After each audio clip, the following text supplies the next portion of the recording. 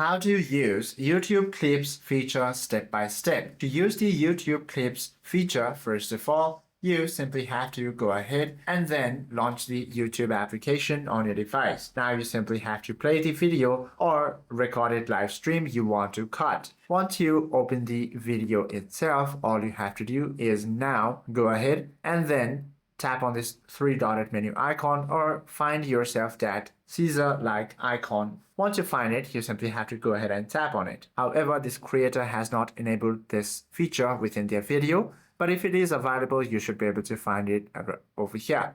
Once you tap on it, you simply have to now drag the edges of the blue selection box along the video timeline to highlight your moment. And then the clip also must be between 5 and 60 seconds long.